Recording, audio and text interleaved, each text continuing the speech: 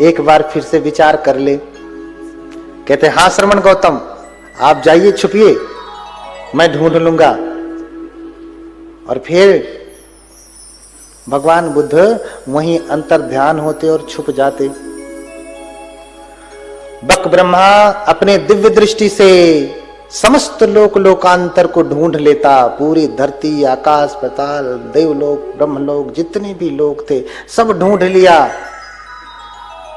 समुद्र का कोना कोना ढूंढ लिया, धरती का कोना कोना ढूंढ लिया, आकाश का कोना कोना ढूंढ लिया, अन्य लोकों का कोना कोना ढूंढ लिया, सब कुछ ढूंढ लिया।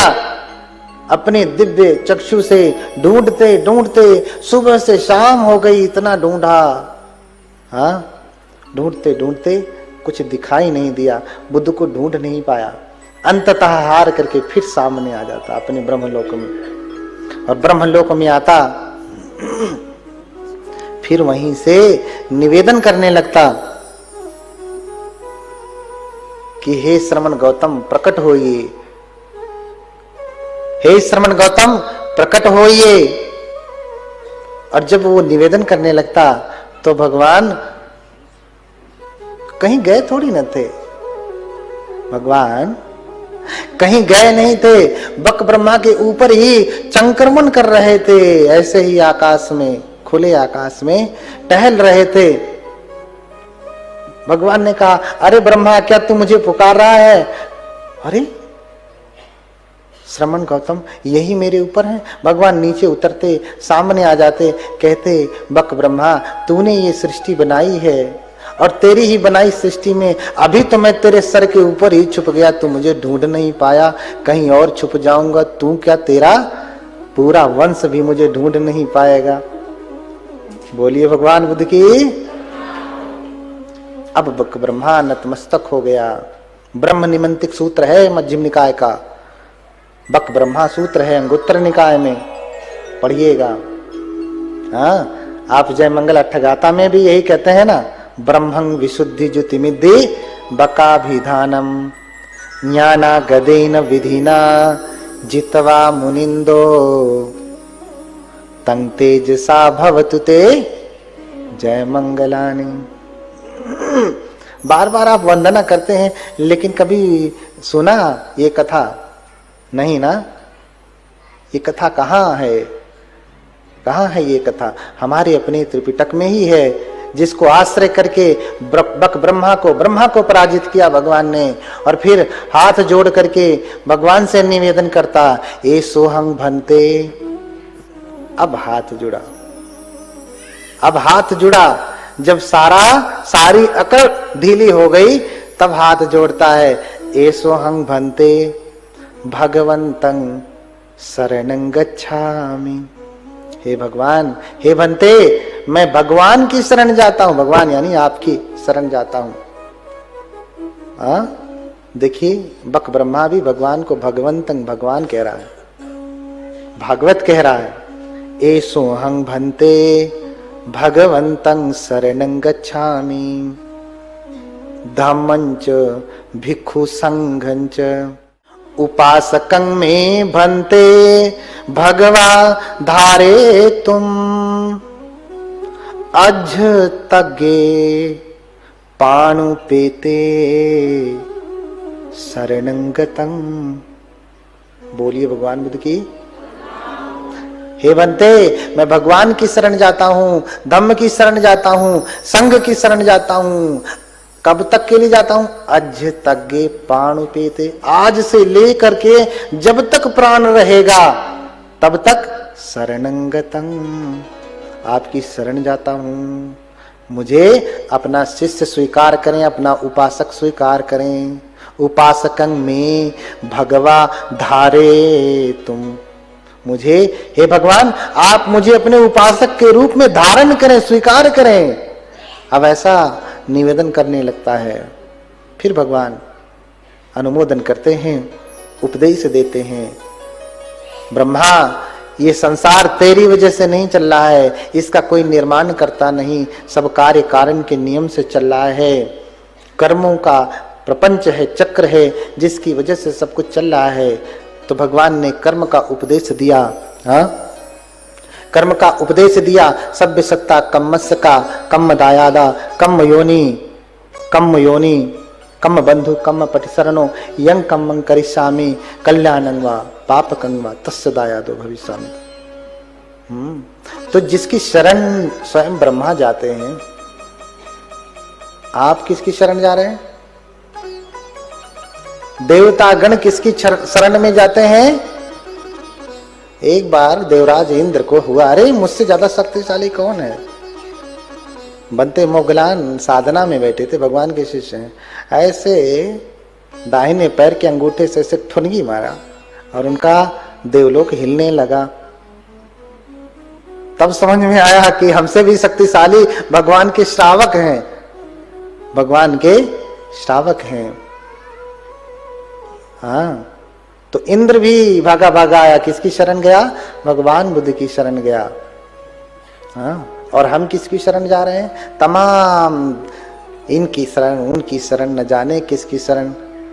बहु में शरणं यन्ति पब्बतानि वनानि च। बहुत सारे शरण हैं आपके पास। कोई पर्वत की पूजा करता है, कोई पहाड़ी की पूजा करता है, कोई देवी की पूजा करता है, कोई देवता की पूजा करता है, बहुत शरण है। नेतं खो शरणं खेमं नेतं शरणम उत्तमम। ये शरण खेमकर नहीं है, निर्वाण तक ले जाने वाली नहीं है। हाँ, ये उत्तम शरण नहीं है। तो उत्तम क्या है? यो च बुद्धं च धम्मं च संघं च शरणं गतो। जो बुद्ध के, धम्म की, संघ की शरण जाता है। चत्तारि अर्य सच्चानि सम्मप्पन्याय पश्यति दुःखं दुःख समुपादं दुःख च अतिक्रमं अर्यं च अट्ठांगिकं मग्गं दुःखोपशमगामिनं। और फिर क्या कहा? एतं खो शरणं खेमं एतं शरणमुत्तमं एतं शरणमागम सब दुखा पमुंचति। यही शरण, बुद्ध धम्म संघ की शरण जो जाता है, यही खेमकर है, निर्वाण तक ले जाने वाली है। और इसी शरण में आकर के एतम शरणम आगम, इस शरण में ही आकर के सब दुखा पमुंचति, सारे दुख खत्म हो जाते हैं। इसलिए कल हम लोग गा रहे थे, क्या गा रहे थे? भजन कर ले तो बुद्ध भगवन की मिट जाएगी हर चिंता। इसीलिए अगर सारा दुख, सारी चिंता खत्म करनी है तो किसकी शरण, किसका भजन? भगवान बुद्ध का भजन। इसलिए आप भी शरण जाएं बुद्ध की। कैसे जाएं?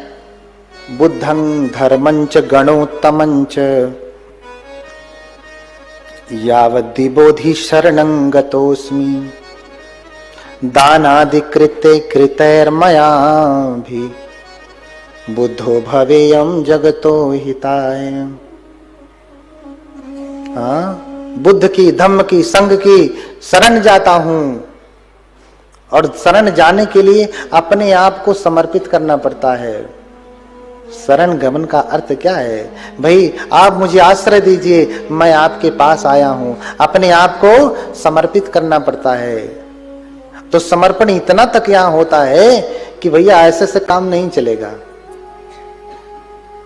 इतने से काम नहीं चलेगा। ये जो अहंकार का सर है उसे कहां रखना पड़ता है? बुद्ध धम्म संघ के चरणों में रखना पड़ता है। वहां माथा पटकना पड़ता, माथा रगड़ना पड़ता है, तब जाकर के शरणागति होती है। इतने तक की बात कही गई है बौद्ध धर्म में। इतना आसान नहीं है शरणागति, बुद्ध की शरण गमन करना।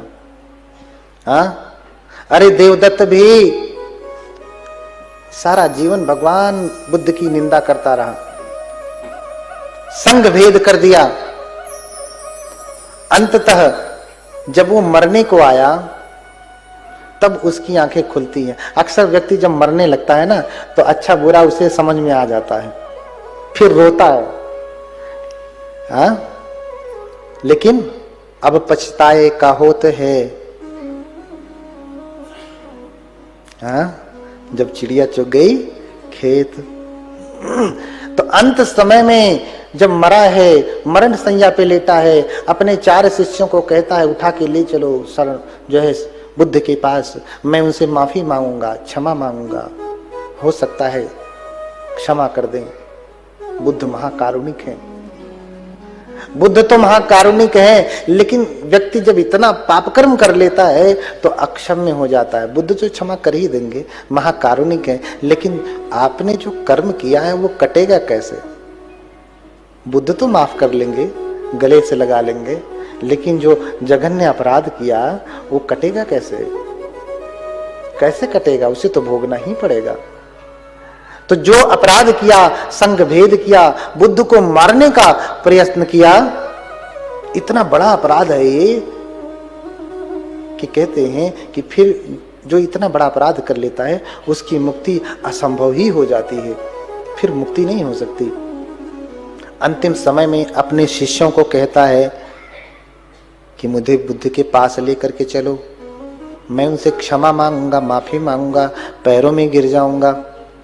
कहते हैं जैसे ही विहार के द्वार के पास लेकर के जाते, कहता नीचे उतारो मुझे, मैं यहां से चल करके, शक्ति नहीं है शरीर में, लेकिन मैं यहां से चल करके भगवान बुद्ध का दर्शन करने जाऊंगा।